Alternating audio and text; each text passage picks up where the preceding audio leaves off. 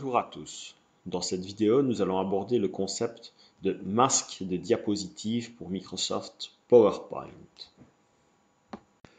Les masques de diapositive. Les masques de diapositive sont une série d'informations qui décrivent les caractéristiques de nos diapositives d'un point de vue représentation. C'est donc l'aspect de la diapositive. On peut le voir comme étroitement lié au thème, puisque quand on va définir un thème défini par Microsoft, ce thème en fait définit un masque de diapositive particulier. On a la possibilité de créer son propre masque de diapositive ou de modifier un masque existant. Donc, il s'agit bien de la mise en forme du diaporama et non pas de son contenu. Nous allons voir par la suite comment on peut créer, modifier un masque de diapositive. L'avantage du masque étant que la mise en forme s'applique à l'ensemble du diaporama. On n'est pas obligé sur chaque diapositive de redéfinir les caractéristiques de mise en forme. La caractéristique de mise en forme est à un endroit centralisé et va être gérée à partir de cet endroit centralisé. Toute modification se répercutera également sur l'ensemble du diaporama en une seule fois. Une petite remarque avant de débuter. Afin de bien situer la zone dans laquelle nous nous trouvons au niveau du diaporama, d'une part, vous allez avoir le premier symbole qui apparaît ici, qui nous fait remarquer que nous sommes bien au niveau du diaporama, donc la zone prévue pour accueillir du contenu. Autrement, vous aurez la seconde annotation qui apparaît maintenant, qui nous permet de signaler que nous sommes dans le masque de diapositive, qui lui nous permet de faire de la mise en forme exclusivement. Voyons maintenant comment créer un masque de diapositive pour notre diaporama. D'abord, on peut constater que j'ai un diaporama ici sans aucune mise en forme. C'est le diaporama blanc classique sur lequel on arrive par défaut. Donc le masque de diapositive se retrouve dans l'onglet Affichage et nous avons là le bouton Masque des diapositives. Lorsque je vais cliquer sur ce bouton, nous allons pouvoir constater que l'écran va être légèrement modifié. Nous aurons toujours des diapositives ici sur le côté, mais ce ne seront plus les diapositives du diaporama, mais bien les diapositives du masque de diapositive. Il faut bien faire la distinction entre les deux. Je clique.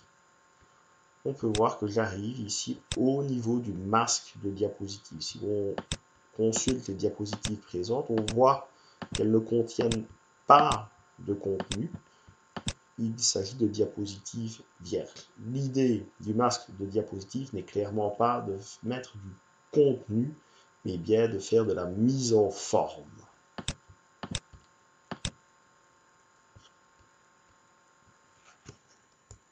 Regardons un peu mieux ce que nous retrouvons au niveau du masque de diapositive. Nous pouvons voir dans la partie gauche ici un ensemble de diapositives, une diapositive plus grande, une série de plus petites diapositives. La diapositive plus grande est la diapositive générale. Nous allons voir que toutes les modifications que nous ferions sur celle-là impactent tous les autres types de diapositives. Ensuite, chacune des petites diapositives représente un type de diapositive parmi les différents types de diapositives qui peuvent être insérés dans PowerPoint. Attention, chacune des petites diapositives représente bien l'ensemble des diapositives présentes dans le diaporama pour ce type. Donc ici, j'ai une diapositive de type titre. Toutes les diapositives de type titre vont prendre l'apparence de cette diapositive. Voyons maintenant ce qu'il se passe quand on fait une modification de style sur la diapositive générale. Je vais par exemple sélectionner le titre, aller le mettre en gras, en rouge et je vais le centrer.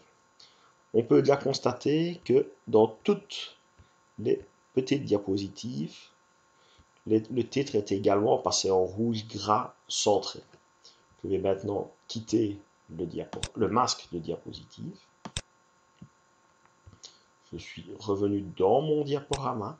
Je peux constater que partout, mes titres sont maintenant écrits en rouge, gras et centré sur chacune des diapositives. Ça a été fait automatiquement, quel que soit le type de diapositive, puisque j'ai modifié l'aspect de la diapositive générale. Je vais retourner dans le masque de diapositive.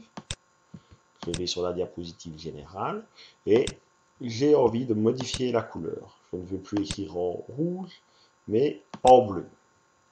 Je fais la modification. Je vois que partout dans les petites diapositives, ça a été modifié aussi.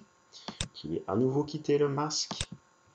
Je peux constater que tout côté maintenant, mes titres apparaissent en bleu.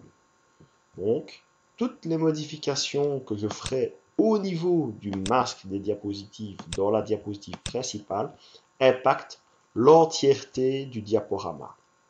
Je fais une modification complémentaire. Je vais dans la zone prévue pour accueillir le contenu.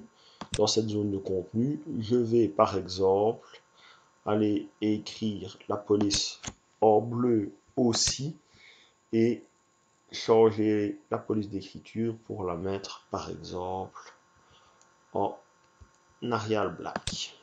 Voilà. Je vais également modifier l'apparence d'une puce. Alors la puce de niveau 2, ici, je vais aller sélectionner un autre type pour mettre un carré. La puce de niveau 3, je vais sélectionner ceci. Le niveau 4, le petit V. Et pour le niveau 5, je vais mettre le rond creux. Donc j'ai modifié les différents niveaux de puce, ce qui, on ne peut pas le voir ici, mais a impacté le reste. Je vais également sélectionner la zone de contenu et je vais aller, par exemple, lui mettre un remplissage gris, allez, bleu clair. Voilà. On voit que ça s'est impacté de tous côtés. Je quitte à nouveau mon masque. Je peux voir que de tous côtés, j'ai mes zones de texte qui sont bien maintenant en bleu, sur un fond bleu clair, écrites en bleu, avec les niveaux de puce qui ont été modifiés en fonction des critères que j'ai définis. Donc, en faisant une modification au niveau du masque, j'impacte l'entièreté de mon diaporama. Donc ici, nous avons modifié la diapositive générale qui impacte d'office tous les types de diapositives. Nous allons maintenant modifier une diapositive d'un type donné dans le masque des diapositives. Je vais par exemple prendre la diapositive de titre. On constate que suite aux modifications faites précédemment, le titre est en bleu, le sous-titre est en bleu, avec modification de la police, le fond est en bleu clair. Je vais aller supprimer le fond. Voilà, sur la diapositive de titre, il n'y a plus de fond bleu. On peut constater que ailleurs, cela n'a pas eu d'impact. Le fond est resté bleuté. Je vais, par exemple, modifier la couleur de la police pour les diapositives de titre et les écrire en moutarde, y compris pour le sous-titre. Voilà. Et je vais en rester là pour la modification des diapositives de titre. Je vais quitter le masque.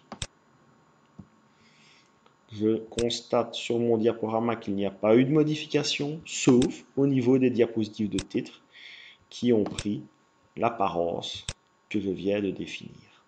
Je peux constater que si j'insère une nouvelle diapositive, elle va être insérée en respectant l'apparence définie. Si j'insère une diapositive d'un autre type, elle respecte l'apparence qui est définie au niveau de la diapositive principale.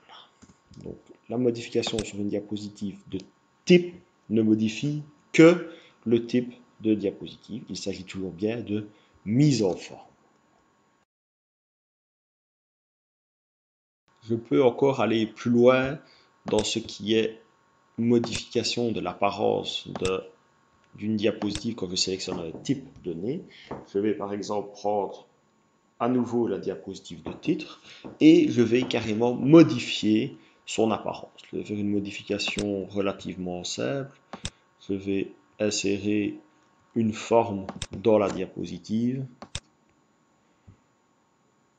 Ainsi, je vais bien la mettre à l'arrière-plan pour laisser apparaître les informations. Je vais faire en sorte que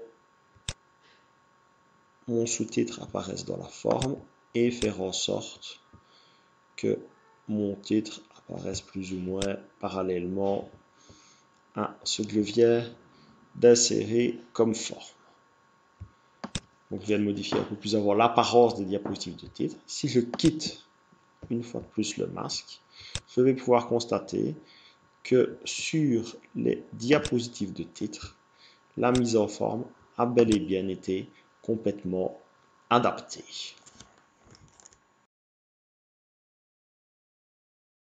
Nous allons maintenant encore voir comment créer un nouveau type de diapositive. Si je vais sur Nouvelle diapositive, on voit que j'ai ici un sous-ensemble de 7 propositions de type de diapositive, dont la diapositive de titre qui a été modifiée précédemment. Je vais aller dans le masque de diapositive. Ici, je vais pouvoir créer une nouvelle disposition de diapositive à ma guise. On a un bouton insérer une nouvelle disposition. On pourrait aussi repartir d'une disposition existante, ce que je vais faire pour gagner un peu de temps. Je fais un clic droit dessus et je dis de dupliquer la disposition. Donc il a créé un double de ma disposition ici, deux contenus. Je vais faire un clic pour la renommer. Je vais l'appeler ma disposition. Nous l'identifierons assez facilement. Et je vais faire une simple modification en disant que la zone de contenu est horizontale plutôt que verticale. Voilà, je les agrandis ainsi. Je viens de créer donc une nouvelle disposition avec deux zones, l'une au-dessus de l'autre. Je vais quitter le masque de diapositive.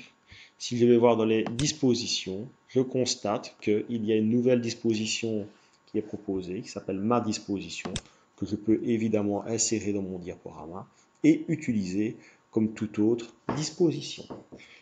Voici pour les masques de diapositive. Merci pour votre attention.